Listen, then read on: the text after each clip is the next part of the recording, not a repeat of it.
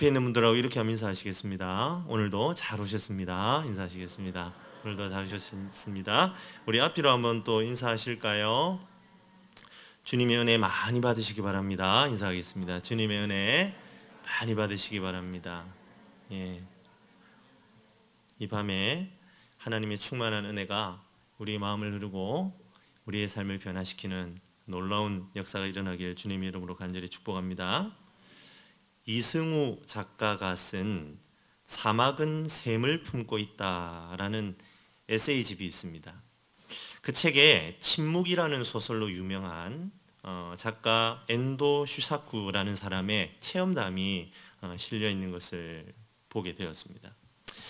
그는 대단치 않은 병으로 잠시 입원을 했다고 합니다. 그런데 옆방에 폐암 말기 환자가 있었는데 너무나 고통스러워서 짐승의 울부짖음과 같은 신음소리를 계속 질러댔다고 합니다. 진통제도 듣지 않는 거죠. 도저히 잠을 이룰 수 없어서 간호사를 불렀습니다. 그리고 간호사에게 저렇게 고통스러워할 때 무슨 방법이 없느냐, 좀 어떻게 좀 조용히 좀 시켜보라 이런 얘기겠죠. 무슨 방법이 없느냐 이렇게 물었다고 합니다. 그때 간호사가 이렇게 대답을 했다고 해요. 무슨 뾰족한 수가 있겠어요. 우린 그저 곁에 앉아 환자의 손을 꼭 쥐고 있을 뿐입니다. 한동안 그러고 있으면 통증이 차차로 가시기 때문에 간호사들이 교대로 손을 잡아주지요. 아주 뜻밖의 답을 듣게 되었다고 합니다. 슈사쿠는 그 말을 듣고 속으로 코웃음을 쳤다고 해요. 무슨 소리를 하는 건가? 진통제를 맞고도 고통에서 벗어나지 못해 짐승처럼 울부짖는데 환자의 그깟 손을 붙잡아 준다고 해서 그게 무슨 도움이 된다는 말이야. 그렇게 생각하면서 간호사의 말을 믿지 않았다고 합니다. 그런데 1년쯤 후에 엔도 슈사쿠가 무슨 수술인가를 받기 위해 병원에 입원을 했다고 해요. 수술이 끝나고 이제 마취가 끼기 시작하면서 통증이 밀려오기 시작하는데 너무 견디기 어려워서 저도 모르게 입에서 막 고함 소리가 나오기 시작했다고 합니다. 참다 못해서 빨리 다시 마취 주사를 놓아달라고 소리를 질렀지만 의사는 중독을 염려하여 그의 부탁을 거절하게 되죠. 절망적으로 소리만 지르고 있는데 그때 한 간호사가 침대 곁에 앉아 그의 손을 꼭 잡아주었다고 하죠. 그러자 참으로 믿기지 않는 일이 일어납니다. 그 지독하던 아픔이 조금씩 가시기 시작했고 급기야 평안함을 느끼게 되었다라고 그렇게 그 책에 쓰여져 있는 것을 보게 되었습니다. 사랑하는 성도 여러분, 이 손이라는 것은 어떤 면에서 참 신비한 능력이 있는 것 같아요. 손은 그저 일상에서 도구를 사용하거나 무언가를 집어 올리기 위한 기능만 담당하는 것은 아닙니다. 손은 놀라운 치유와 진정한 힘을 가지고 있다라는 것을 우리는 방금 들었던 엔도 슈사쿠의 일화를 통해서 새삼 깨닫게 되는 거죠. 이와 같이 놀라운 치유와 회복의 손길을 가지고 있는 위대한 치유자 한 분을 우리는 알고 있습니다. 바로 예수 그리스도이지요. 그분은 특히 치유의 역사를 위해 손을 많이 사용하셔요. 복음서를 보면 손을 대고 라는 표현이 여러 번 등장하는 것을 보게 됩니다. 그냥 말로 하셔도 되는데 손 마른 사람에게 다가가셔서 손을 대시니 구부려졌던 손이 펴집니다. 눈 먼 자에게 손을 대시니 눈이 떠지고요. 불가능했던 해 보이는 일들이 그분의 손길이 닿으니까 놀라운 기적으로 변화되는 것을 우리는 발견하게 되죠. 불가능을 가능하게 하는 손, 사망을 생명으로, 시리와 좌절을 희망과 용기로 바꿔주는 손이 바로 예수님의 손입니다. 그런데 오늘 본문에서는 그 예수님의 손에 채찍이 들려 있습니다. 언제나 치유와 회복의 아이콘이었던 그분의 손에 왜 난데없이 채찍이 들려 있는 것일까요? 배경은 성전입니다. 아이러니지요. 평화와 회복의 공간에 전쟁과 폭력의 상징인 채찍이 등장합니다. 그것도 평화와 치유의 대명사인 예수님의 손에 그 채찍이 들려 있는 것이지요. 사랑하는 성도 여러분, 오늘 본문에서 예수님은 위대한 치유자로 나타나지 않으십니다. 분노를 감추지 않는 전사의 모습으로 오늘 예수님이 등장하는 것을 보게 됩니다. 왜 그렇습니까? 왜냐하면 지금 성전의 상황과 형편이 어느 것 하나 제자리에 놓여 있지 않기 때문이지요. 뒤죽박죽입니다. 원래의 의도와 상관없이 탐욕과 권력의 결과물로 모든 것이 훼손되었습니다. 더 이상 성전은 성전이 아닙니다. 예수님은 그래서 성전을 성전답게 만드시기 위해 거룩한 전쟁을 벌이기로 작정하셨습니다. 성전을 위한 성전을 치르고 계시는 것입니다. 예수님의 이런 행동은 과연 어떤 결과를 맺게 되었습니까? 그리고 그 결과는 지금 이 시대를 살아가는 저와 여러분에게 어떤 의미로 다가오는 것일까요? 이 시간 말씀을 살펴보면서 그 놀라운 비밀을 깨달아하는 저와 여러분들이 되시길 주님의 이름으로 간절히 축복합니다. 오늘 본문 13절을 보시면 유대인의 유월절에 예루살렘으로 오르시는 예수님의 모습을 그리고 있습니다. 여기에서 특별히 주목해 보아야 하는 부분은 유대인의 유월절이라는 표현입니다. 유월절이면 유월절이지 왜 유대인의 유월절이라는 수식어가 붙어 있는지에 대해 여러 학자들이 많은 논쟁을 하지만 대체적으로 요한복음을 읽는 독자 때문에 이런 표현이 등장했다라는 해석이 지배적입니다. 요한복음은 여러 복음서 중에 가장 뒤에 쓰여진 복음서입니다. 요한사도의 말년에 쓰여진 복음서지요. 그가 거의 100세 가까운 나이까지 살았기 때문에 AD 90년경에 요한복음이 쓰여졌다라고 봅니다. 그리고 요한복음의 독자는 대부분 이방인이었을 가능성이 높다라고 많은 학자들이 이야기를 합니다. 요한은 에베소 교회를 포함하여 여러 이방 지역에 개척된 교회에서 목회자로 사역하였습니다. 그리고 반모라는 섬에 유배되어서 묵시의 말씀인 계시록을 받아서 쓰는 등 그 여러 가지 사역들이 주로 이방인을 대상으로 한 사역들이었다라는 것을 우리는 알고 있습니다. 그런 이방인들에게 유월절은 유대인의 유월절입니다.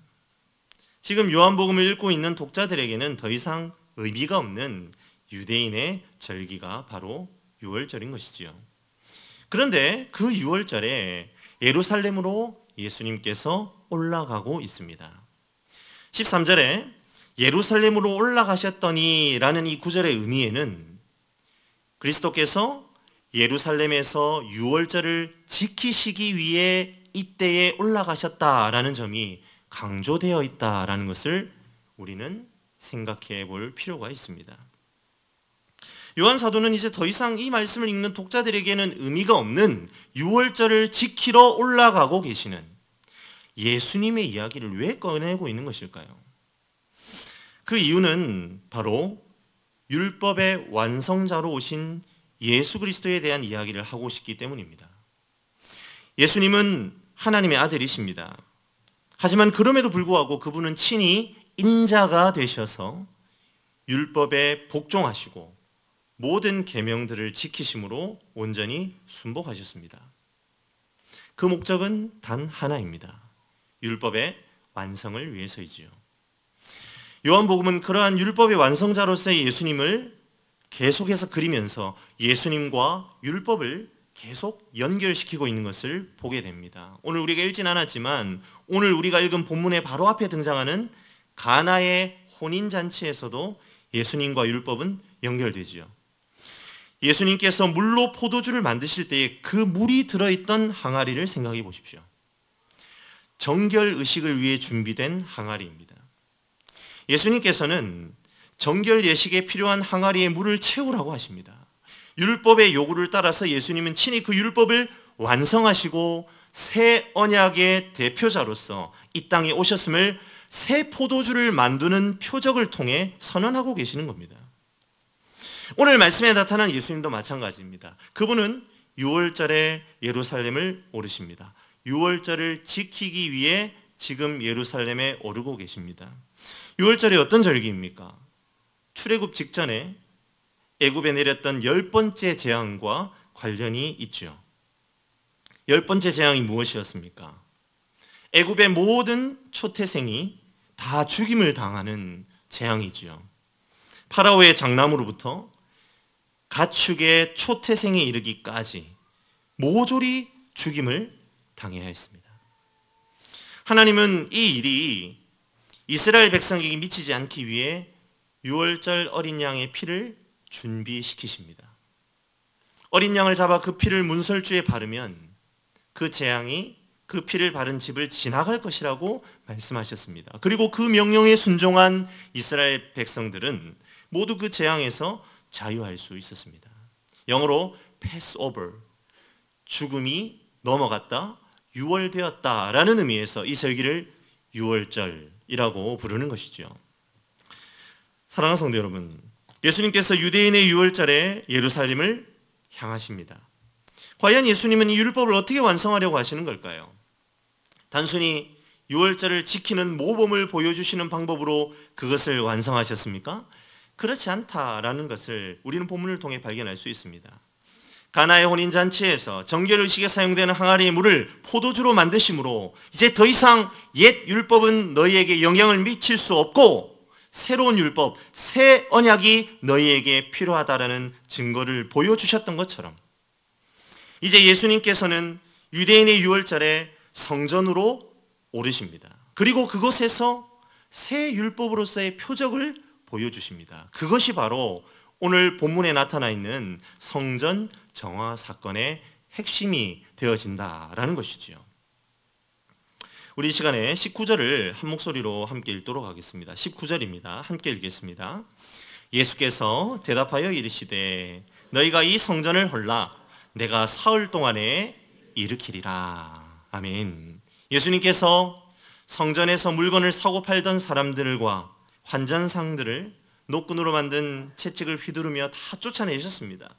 이 모든 장면을 보던 사람들이 도대체 네가 뭘 믿고 이런 일을 한다는 말이냐? 네가 선지자냐? 선지자로서 무슨 표적을 보일 수 있느냐? 이렇게 묻자마자 거기에 대해서 예수님께서 방금 읽은 이 19절로 대답을 하시는 거죠. 이 성전 헐어라. 그러면 내가 3일 만에 일으킬 것이다. 그렇게 말씀하시는 거죠. 요한복음은 친절하게도 예수님께서 말씀하신 성전을 헐라 3일 만에 짓겠다라고 하신 이 부분에 대하여 건물로서의 성전을 가리켜 한 것이 아니다라고 말합니다. 21절에 그것이 나와 있지요. 그러나 예수는 성전된 자기 육체를 가리켜 말씀하신 것이라. 여기에서 예수님의 마스터 플랜이 드러나고 있는 것입니다. 예수님은 유월절을 지키기 위해 예루살렘을 오르십니다. 그리고 그곳에서 하나님의 아들로서 유월절을 완성시킬 표적을 드러내시는 겁니다. 무엇입니까? 성전인 자신의 몸을 헐어버리는 것입니다. 어떻게 헐어버리시죠? 바로 십자가입니다. 성전을 헐고 3일 만에 짓겠다고 하신 것은 바로 십자가의 죽으심과 3일 만의 부활에 대한 예수님만의 비유였습니다. 유월절 어린 양의 피가 있어야 죽음의 재앙이 지나갈 수 있었습니다. 그러나 영원한 죄의 형벌을 해결하려면 짐승의 피로는 되지 않는 것이지요. 여기에서 완성을 위한 해법이 필요합니다. 그 해법은 바로 예수 그리스도의 피, 보혈인 것이지요. 예수님께서는 노건으로 채찍을 만들어 모든 장사치들의 판을 엎어버리셨습니다. 그것은 성전이 헐려야 할 이유를 몸소 보여주시기 위함이었습니다. 왜 성전은 헐려야만 하는 것입니까? 16절입니다. 비둘기 파는 사람들에게 이르시되 이것을 여기서 가져가라. 내 아버지의 집으로 장사하는 집을 만들지 말라 하시니, 하나님의 집, 아버지의 집이 장사하는 집이 되어버렸기에 예수님은 이것을 헐어버려야만 한다, 그렇게 말씀하고 계시는 것이지요. 옛 율법을 따라 절기 제사에는 제물로 드려야 할 짐승이 필요합니다. 이 짐승은 흠이 없는 것이어야 합니다. 그래서 순례객들은 자신들이 살고 있는 곳으로부터 예루살렘까지 제물이 될 짐승을 가지고 옵니다.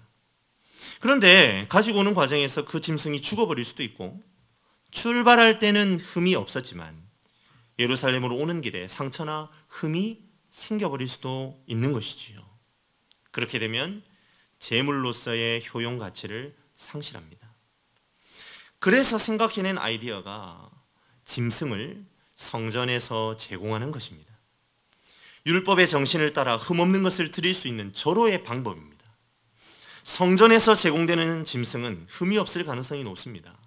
그러하기에 순례객들은 성전에 빨리 도착해서 준비된 흠이 없는 짐승을 구입하기만 하면 됩니다.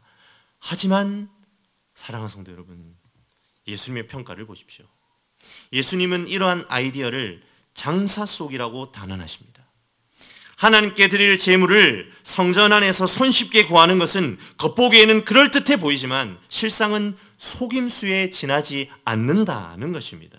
왜냐하면 주객이 전도되기 때문이지요.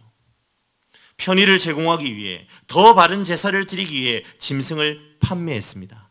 그런데 이제는 짐승을 판매하는 것이 제사를 드리는 것보다, 제사를 잘 드리는 것보다 더 먼저인 일이 되어버렸다라는 것이지요. 그것이 주인이 되어버렸다라는 것입니다. 점점 이권이 개입하기 시작합니다. 탐욕과 권력의 장소로 성전은 탈바꿈해버리고 만 것이죠. 요세푸스라는 역사학자가 쓴 유대 고대사에는 이런 내용이 나옵니다. 주 66년경에 6월절 행사에 사용된 희생제물의 양이 기록되어 있는데요. 양만 25만 5,600마리가 잡혔다, 그렇게 기록되어 있습니다. 양만요. 이 엄청난 짐승들이 성전들에 가득한 것을 한번 상상해 보십시오.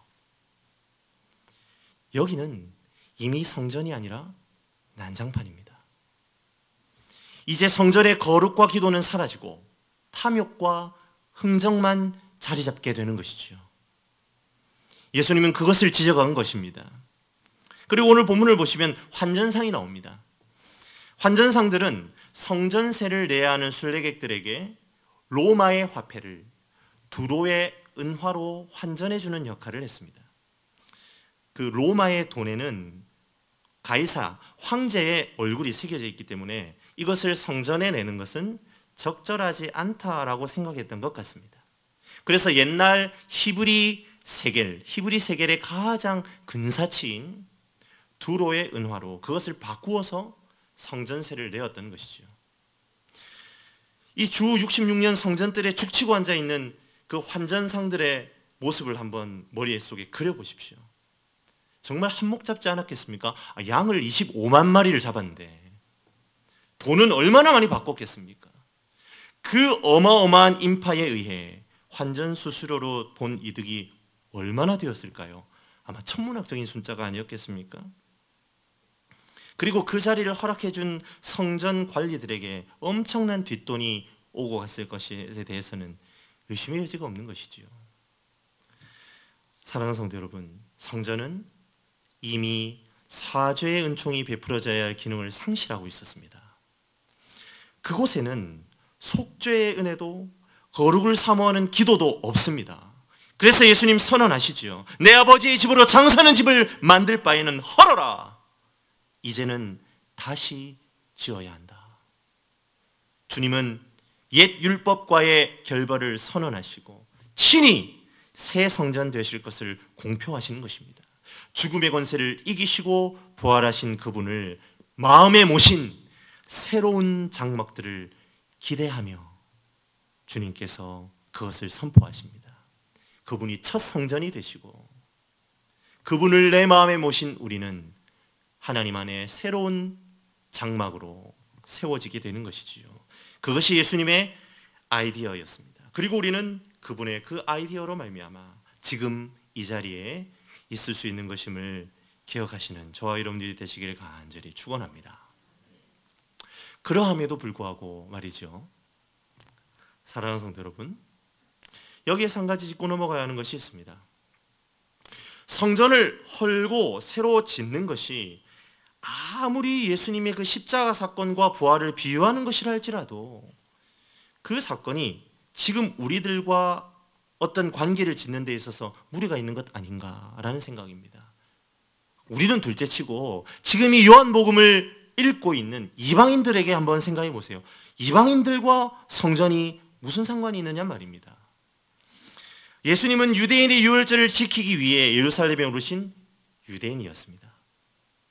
그분이 자신을 성전으로 삼고 아무리 죽음과 부활을 이루신다 할지라도 어떻게 그것이 모든 인류를 향한, 요한복음의 첫 독자였던 이방인들을 향한, 그리고 지금 이 자리에 앉아있는 우리들을 향한 소망이 될 수 있는지에 대해 물음표를 그릴 수밖에 없다는 것이지요. 유대인들에게는 의미가 있을 수 있습니다. 이제 더 이상 사죄 은총이 베풀어지는 성전의 역할이 상실되었기 때문에 예수님이 성전 되심으로 그분을 통해 죄의 문제를 해결할 수 있다라는 것은 유대인들에게 해당되는 것 아닐까요? 도대체 이방인들에게 이것이 무슨 의미가 있을까? 우리는 그렇게 생각할 수 있다는 것입니다. 요한복음의 독자는 유대인들이 아닙니다. 이방인입니다. 그런데 요한은 유대인들에게나 어필이 될 만한 사건을 가지고 왜 이방인들을 향해 이것이 복음이다 라고 선포하고 있냐는 말이지요. 우리 이 부분을 어떻게 바라보아야 할까요? 우리가 이것을 짚고 넘어가야 한다는 것입니다. 이것을 해결하기 위해 우리는 두 단어를 비교해서 살펴보아야 합니다. 한 단어는 14절에 시작이 되는 성전이라는 단어이고요. 다른 한 단어는 19절의 성전이라는 단어입니다. 한글 성경에서는 이 두 단어가 똑같이 성전으로 번역되지만 원어 성경에서는 이 두 개가 서로 다른 단어입니다. 14절의 성전은 히에론이라는 단어입니다. 이 성전이라는 히에론이라는 표현은 성소와 지성소가 있는 본 성전, 본 건물을 포함한 성전 뜰 전체를 포괄할 때 이 히에론이라는 단어를 씁니다. 반면에 19절에 나타나는 성전이라는 단어는 나오스라는 단어인데요. 이것은 성소와 지성소가 있는 본 건물 자체만을 의미합니다. 그러하기에 19절에서는 나우스가 사용되어야 되는 게 맞습니다. 예수님은 성소와 지성소로 구별된 성전 본 건물로서 자신을 헐고 3일 만에 짓는다라고 하신 것이기 때문에 여기는 나우스가 쓰여야 합니다. 그런데 14절의 성전은 성전 뜰을 의미하는 것이죠. 성전 본 건물 안에 짐승을 사고 팔거나 돈을 환전하거나 그렇게 할 수는 없잖아요. 지금 장사판이 된 곳은요, 그래서 14절에 나타난 이 성전이라고 말할 때 바로 성전의 뜰을 말하는 것입니다. 이 성전의 뜰에요, 그런데 붙여진 이름이 하나 더 있습니다. 그것은 바로 이방인의 뜰이라는 이름입니다. 아무리 이방인이라 할지라도 이방인의 뜰에서는 하나님을 예배할 수 있었습니다. 이방인은 제물을 드릴 수는 없었는지 몰라요. 하지만 이방인의 뜰에서 예배할 수 있었습니다. 이방인의 뜰은 모든 사람에게 열려있는 구원의 통로와 같은 공간이었습니다. 그런데 그 뜰에 지금 무엇이 펼쳐졌습니까? 좌판이 벌어진 것입니다. 이방인을 위한 공간인 이방인의 뜰을 장사판으로 만들어버렸습니다. 출발은 유대인들의 제사를 돕겠다는 명목이었지만 성전 관리들의 탐욕과 바리새인들의 독선과 위선의 합작품으로 이방인의 뜰은 장사의 소굴, 다른 복음서의 표현을 빌리자면 도적의 소굴이 되어버린 것이죠. 예수님 당시에 바리새인들이 정결을 지키는 규율을 정확하게 조목조목 정해두었습니다. 그 가운데 가장 강력하게 이들이 주장했던 부분이 뭐냐면 이방인과의 단절입니다. 이러한 영향이 아마 이 이방인의 뜰에도 영향을 미치지 않았겠어요? 이방인을 우리와 격리해야 한다. 이방인들을 우리와 가까이 할 수 없다. 그럼 차라리 그곳을 짐승 파는 장소로 만들자. 더 이상 이방인들에게 마음 편히 기도할 수 있는 곳은 없는 것이지요. 그 장소가 사라져 버렸습니다. 예수님께서는 도저히 참을 수 없으셨던 거지요. 그분은 유대인만을 위한 구주로 이 땅에 오신 것이 아니라 온 인류를 구원하기 위한 하나님의 아들로 이 땅에 오셨습니다. 그렇기 때문에 그분은 채찍을 드신 것이지요. 복음서 어디에도 예수님께서 이와 같은 폭력을 사용하신 부분은 없습니다.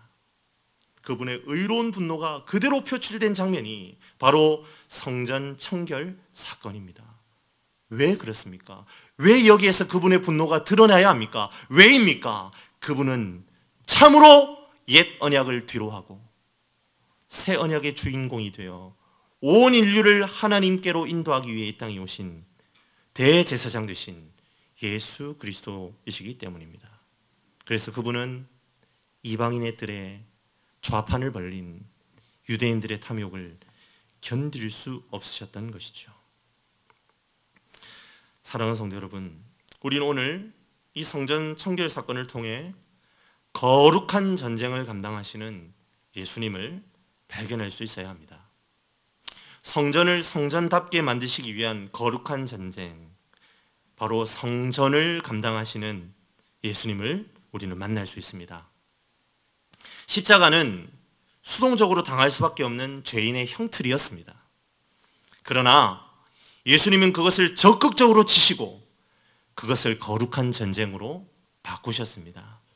그분의 십자가는 죽음으로 끝나지 않고 부활로 거듭나게 된 이유가 바로 여기에 있습니다. 그분은 그것을 적극적으로 능동적으로 거룩한 전쟁으로 바꾸시고 그것을 붙잡으셨기 때문입니다. 그분은 가나의 혼인잔치에서도 정결의식에 사용되는 항아리를 통해 이제 더 이상 그 의식에 사로잡히지 않고 그 의식을 뛰어넘는 참 포도주 된 자기 자신을 경험할 것을 요청하십니다. 이제 주님은 성전으로 대표되는 옛 율법을 뒤로하고 산 성전 되시는, 새 성전 되시는 예수 그리스도 자신을 영접할 때에 얻게 되는 참된 유월절을 경험하게 될 것이다. 그렇게 선포하고 계시는 것입니다. 이 모든 과정은 거룩한 전쟁이었습니다. 수동적인 머물러 있음이 아니라 적극적인 나아감이었습니다. 그러하기에 사랑하는 성도 여러분, 우리는 오늘 이 말씀 앞에 우리의 삶을 투영해 보아야 합니다. 우리는 이 말씀 앞에, 이 말씀의 거울 앞에 우리를 비추어 보아야 합니다. 우리의 신앙생활은 머물러 있는 수동적인 것입니까? 아니면 적극적으로 취하는 전투입니까? 우리는 오늘 우리의 삶을 이 말씀의 거울에 비추어 이 질문을 해야 한다라는 것입니다. 예수 그리스도를 내 안에 모시는 삶은요, 성전으로 어느 한 장소에 머물러 있는 삶이 아니라 오히려 온갖 방해와 도전을 무릅쓰고 성전으로 지어져가는 적극적인 삶입니다. 전투입니다. 그러하기에 거룩한 전쟁, 우리의 신앙의 삶은 성전인 것이죠. 이 시간 하나님께서 우리를 다시 그 삶으로 초청하고 계십니다. 우리는 어떻게 해야 할까요? 주님께서 단번에 성전을 헐고 3일 만에 일으키는 놀라운 사역을 감당하셨기에 우리가 예수님처럼 십자가를 질 필요는 없습니다. 그러나 그 거룩한 전투를 감당하신 예수 그리스도를 마음에 모시고 살아가는 사람이라면